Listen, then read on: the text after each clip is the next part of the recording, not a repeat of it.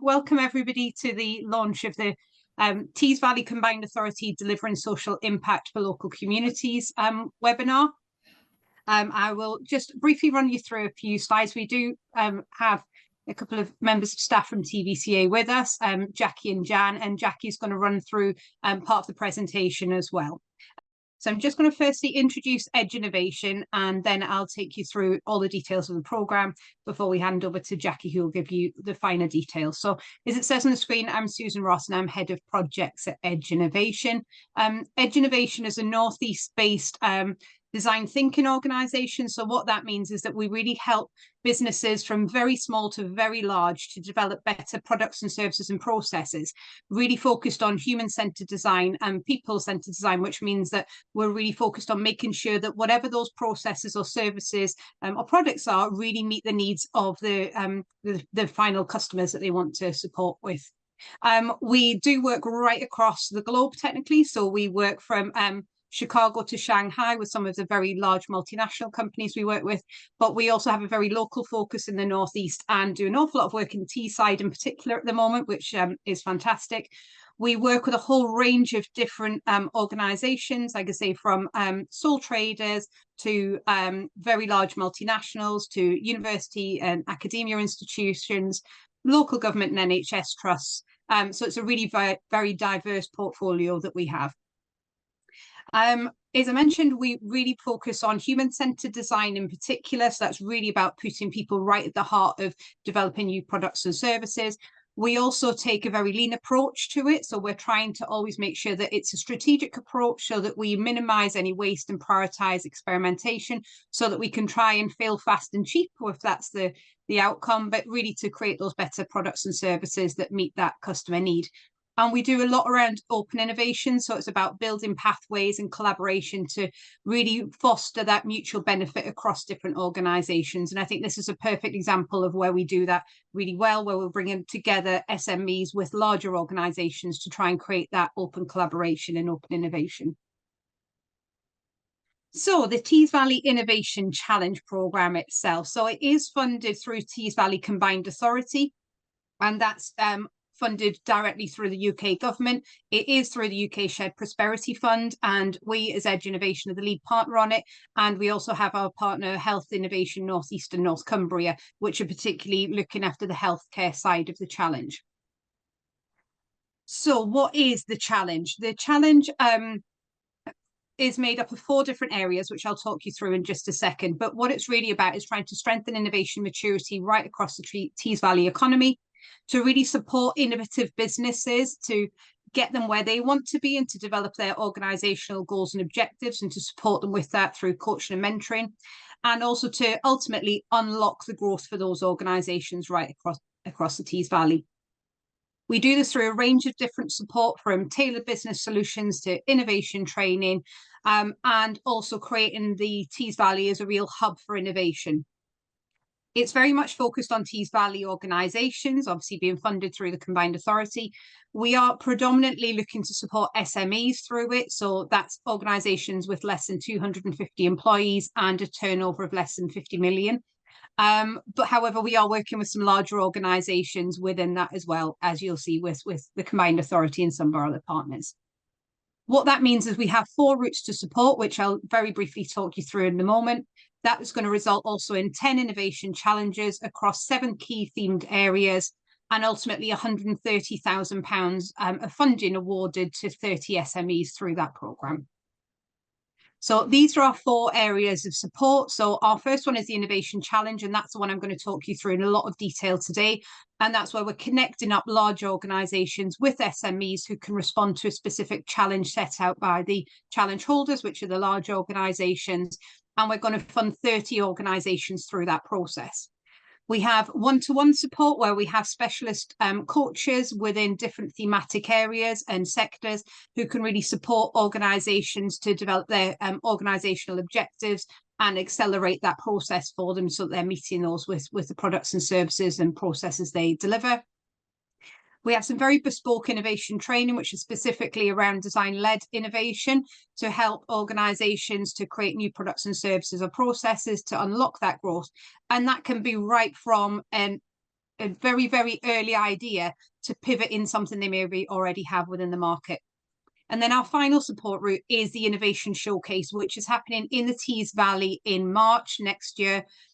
Provisionally, we've got a date for the 12th of March, so get it in your diaries while you can, and more detail will be coming out about that very soon. But that's really going to be about where we promote the Tees Valley as a very exciting hub for innovation. We want to connect some very ambitious SMEs with their potential collaborators and customers and access to finance through that. And we're also giving 50 SMEs the chance to exhibit at that exhibition and that innovation showcase. And that'll be free of charge for those organisations that are eligible and make it through the selection process for that. So moving on to the Innovation Challenge in a bit more detail. So what it's all about is basically connecting SMEs, or as we call them in this process, solution developers, supporting them to respond to the needs set out by the challenge holder, which is the large organisation. In today's case, that's Tees Valley Combined Authority. Edge and Health Innovation North East and North Cumbria, we're the delivery partners who facilitate that process. So initially we scope out the needs with the challenge holders, like we've done with Tees Valley Combined Authority, and help them to identify what that challenge is and exactly what they're looking for. And then we're opening that up, as we are today, to the SMEs who can actually really come up with some interesting, innovative and disruptive ideas to then collaborate with the large challenge holder. So as I mentioned, we've got 10 challenges being launched. One's already closed already, which was the CTA challenge. We've got one with Liani Tech. We've got one with Middlesbrough College around AI misuse. There's another one with Middlesbrough Football Club around fan engagement. One with South Tees NHS Trust, which is specifically looking at product design around a training mannequin for the hip spiker application. So there's a real varied array of challenges coming out, and we've got some more exciting ones in the pipeline. And obviously, we're delighted to announce this one today, which is specifically looking around social impact linked into procurement. As I mentioned earlier, it does involve grant funding as well, and I'll talk you through the process of that in 1 second. But we are really focused on making sure that the organisations that come forward really can respond to those challenges that are set out by the challenge holder. So these are our key areas that we're working within.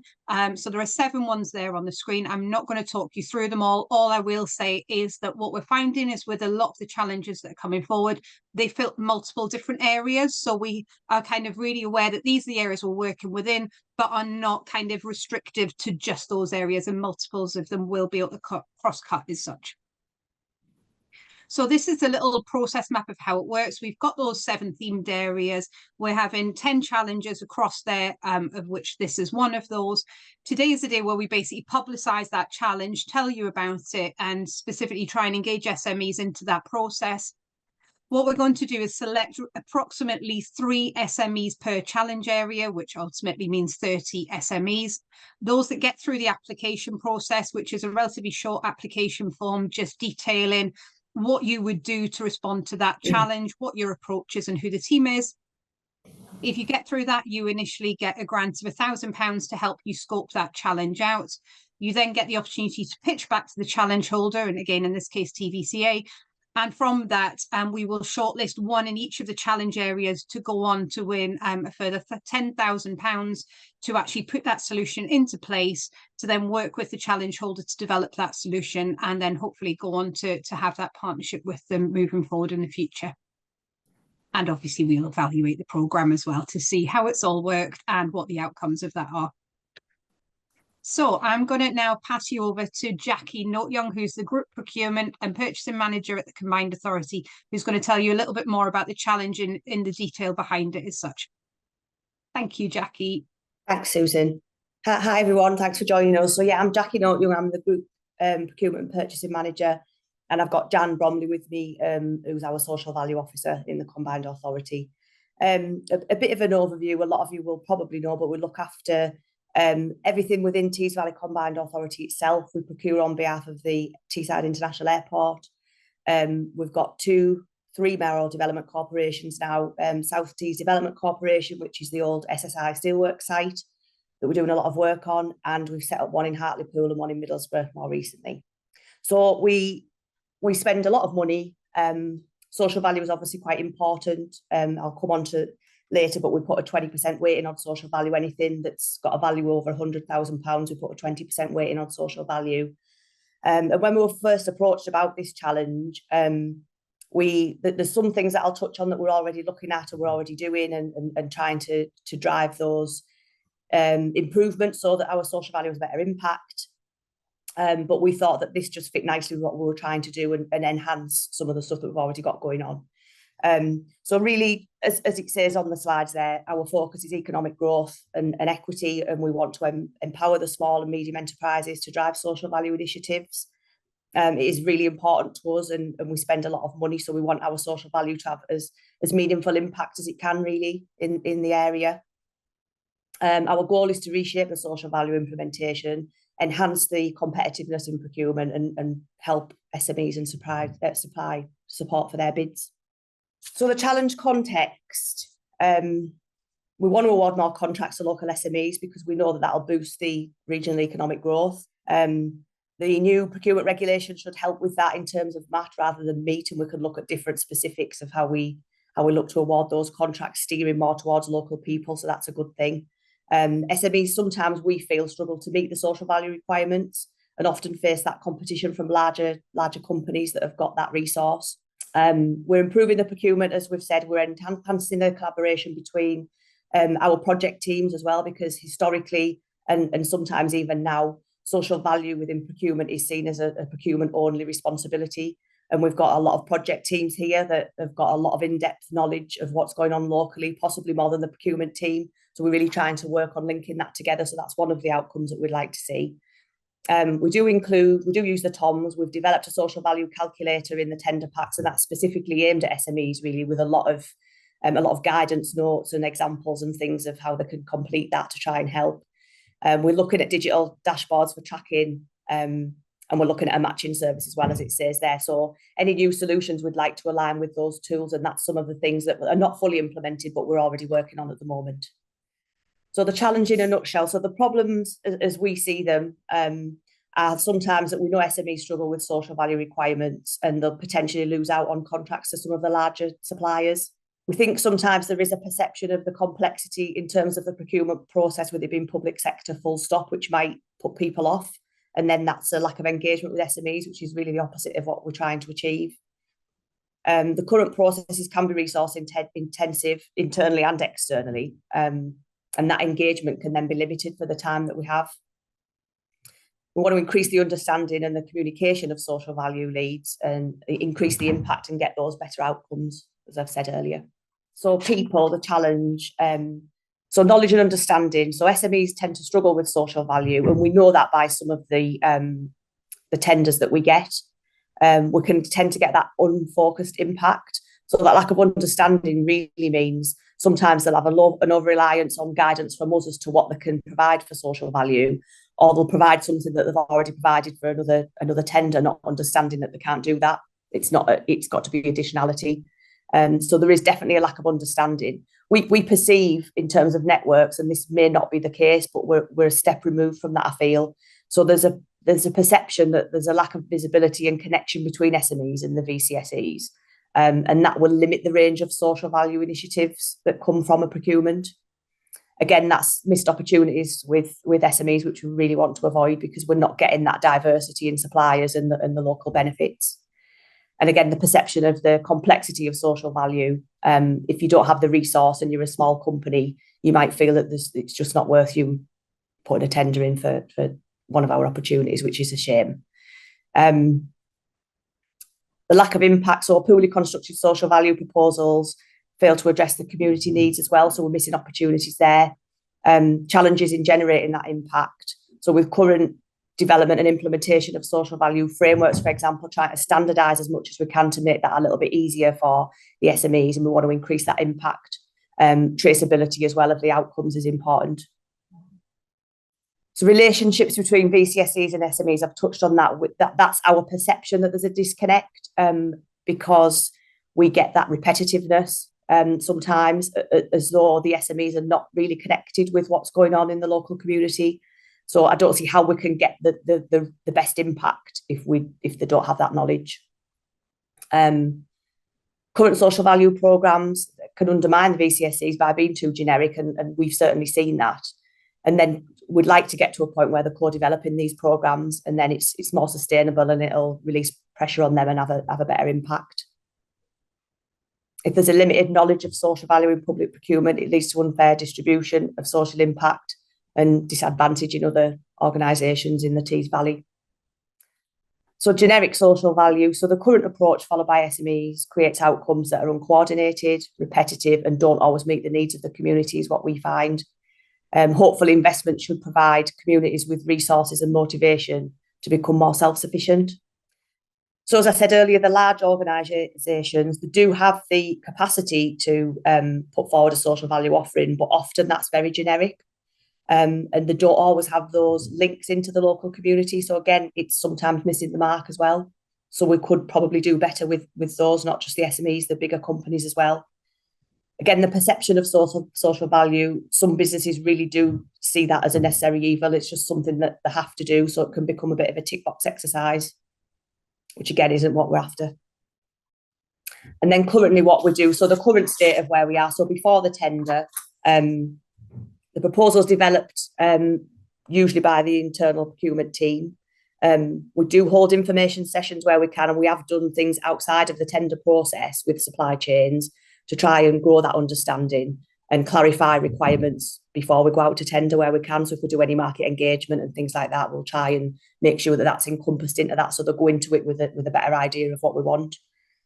During the tender, when the tenders are submitted, there's obviously specific documentation is shared with them to support the submissions, including the clarification period, and we get a lot of questions around social value, even with, I think you'll agree, the social value calculator, even though that's included with a lot of guidance, we still get a lot of questions around it, which says to me there's still a bigger lack of understanding of what we would like to see.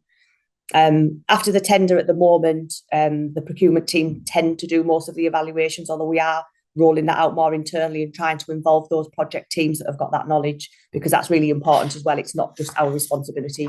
And actually some of our project teams, depending on what it is that they're working on, will have those links into the community that we just don't have. So it's trying to involve them in that as well. And then future states, so what we'd like to see, obviously improved engagement with suppliers prior to tenders, which will lead to a clearer understanding and obviously better bids as well.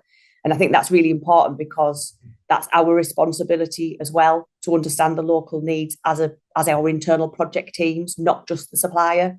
So if our project teams understand it and we're liaising with the supplier, we should all be a bit more joined up on that approach. And I don't feel that we always are at the moment. Guidance and support would be efficiently delivered to SMEs, ultimately, obviously increasing the number of successful submissions. Our teams coordinate on the refinement of the desired social impact. So we'll go out with something meaningful and impactful, hopefully. And then after the tender, obviously clear communication of the expectations would lead to higher quality submissions, more meaningful reports, which is really important because we're always asked on what we've delivered. And if it's been structured poorly in the first place, it's often really difficult to report on of what we've actually got from that.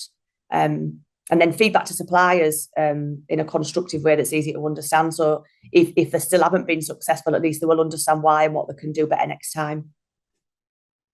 So progress, efficient communication. So we hopefully spend less time sharing information. Communication could be more streamlined, clear and effective. High performance social value, so contract requirements and measurements are clear and ensures consistent delivery of promised social value, making it integral to contract compliance and outcomes, especially so in the new procurement regulations as well, where there's more transparency and more of a focus on managing those contracts through to the end. And again, clear reporting. So if we had clear reporting, we could show those outcomes and sharing those success stories, which would be great. So what's in and out of scope? So I mentioned earlier some of the things that we're already touching on. So a matching service between private and voluntary sector, a start has already been made on that. We've had some input into that at the moment, but it's currently with another team. But again, that's something that we're developing, as well as a digital dashboard linked to social value activities and reporting. And then development of a funding system dedicated to community impact, which I think we're calling the Community Investment Fund. It is at the moment, Community Investment And Fund. that's in development at the moment. So that's not something that we're looking for, because it's something that we're already in development of. What we would be looking for is that coordinated evidence-driven solution, support to support the developments and awareness of skills about social value for supply chains. Obviously, we're quite a small team, but we really welcome how we could get out to more people and deliver this message and support with training and things like that. It absolutely ticks the boxes of what we want to do. Growing internal knowledge about social value as well. Adoption of frameworks where possible, so everything's quite standardised. Develop awareness of social value opportunities within the VC SE sector, which I think is something that we're possibly missing, and help grow the networks and connection between the two, the SMEs and that voluntary sector, really. And I think this yes, sorry Jackie, I was just trying to unmute myself. So in terms of the process, we will have the application online later on today, so you can go onto the Edge website, and the links are at the end of the presentation, of where you can find all of that information. You'll be able to review this as well, because we will save it onto the website as well. But effectively, the application deadline is for the Thursday, the 10th of October at 5 o'clock. We'll then review the application forms the week commencing the 14th of October, and hope to notify the successful applicants that week as well. We've then been looking for the applicants to obviously work through their scope and pitch back to the Combined Authority the week commencing the 9th of December. And the whole programme needs to be wrapped up and closed by the 31st of March. So this will move very quickly, as you can see from the timeframes on there. So we are looking for, initial scopes coming forward. Do we have any questions that we'd like to bring up? And I'm just going to move this one forward, because that's the details if you want to click on to finding out more information about the Social Impact Challenge, or to register your notification any future challenges. You can do that through our website, and they're the kind of QR codes if you want to scan those. So shall we open up to questions if anybody has any? Jamie, have you got a question? Was that your hand going up? Sorry, I've been using Teams and now I'm on Zoom. I was looking for the hand, raise my hand thing. I'm exactly I was doing the same, trying to find the mute.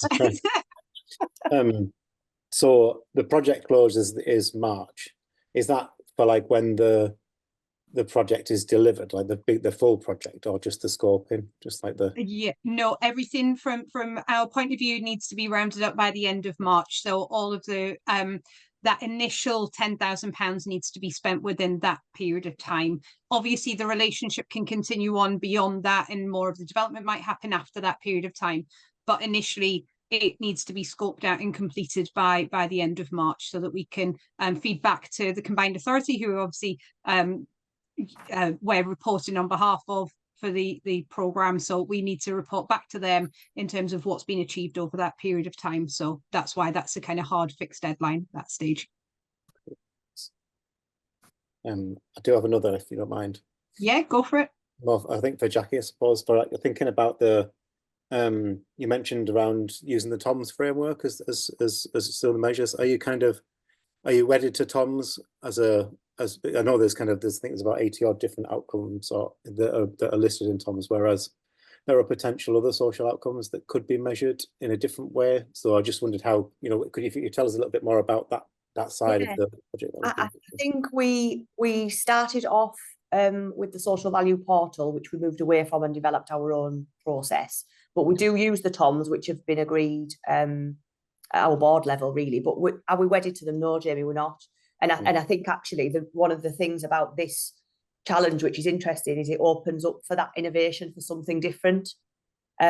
Because we could look at the TOMS every week and come up with a different set that we're going to use for each project. I don't always think that helps our SMEs either. Yeah. And we try and have a bit of a standard set, and then 2 or 3 or 1 or 2 different ones, depending on the sort of project. But I think we'd absolutely be open to something else, even if it was measured in a different way. If that's what gets us the impact and the results, then we should be open to all of that. And I'm sure we are. Yeah, brilliant. Cool. Thank you. Thanks, Jamie. Any other questions for anybody else? Liz, you've turned off your mute, so I'm guessing one's coming from you, is it? Yeah, I'm trying to find the hand. I'm like, I don't actually know where it is. So if anybody can tell me, just let me know. Anyway, just to ask you, Jackie, it's a couple of questions. Firstly, would be, I was curious to know kind of what's the level of spend that you have with SMEs at the moment, if that's something that you've got to hand. And the second question was, have you got any priorities? So there's obviously outcomes that you've described within there, which are all fine, absolutely brilliant. But sometimes it's like, what's the stuff you're emotionally connected to? As in, that is just the one thing I just want to try and get sorted out through this. You know, what does success look like for you? Yeah, okay. I think in terms of level of SME spend, I don't have it to hand, but I can get you that, obviously. In terms of what we're emotionally connected to, I feel that that's one of our issues, because we're quite disjointed as an organisation in terms of this sort of thing. So when I said earlier on, it's very much seen as a procurement thing. Yeah. It's sometimes quite difficult for me or for us at the beginning of a project to find out what outcomes we actually want from social value for that. And I don't know whether that's a problem elsewhere, but it's certainly one within our organisation. And that's something we're trying to get better at, because there'll be other teams that are out there doing different things, which will absolutely know what good looks like for us. And I think that's part of the challenge internally for us to link into that, so that we understand that as well as a whole organisation. So it's a little bit like knowing what you don't know to a certain degree. Yes. How can we help to kind of know what you don't know about the community and what's right for them? Okay, that's great. Thank you. No problem. John, I think you were next. Yeah, thanks very much, Susan. How long should it take before an impact is known? Is that something that you have any sort of sense of at all? You know, if there's to be a social impact as a consequence of doing something, how long will it take to know that, and how does that align with the timescales of this programme? Sorry, John, do you mean in terms of actually through a procurement tender, what the impact of that would be, or do you mean in terms of for this project as such, as part of the programme? I think primarily for this project.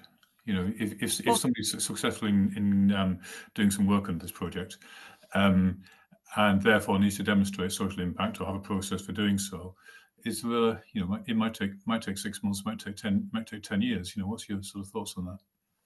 I think, to be fair, I think that's why, you know, when we said we need to deliver something by the end of March, but that process could continue to go on longer than that. But initially, we would award the £10,000 and kind of sign off that work as such within the end of March timescale.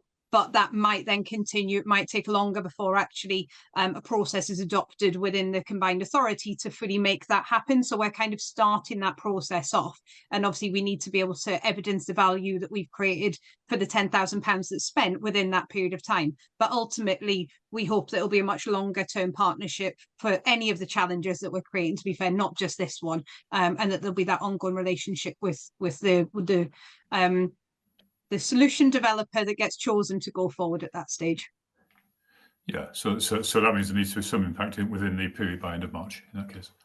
We'd need to be able to evidence that a solution's being developed within that time, but it may be that takes longer to fully develop, if that makes sense. Yeah, thank you.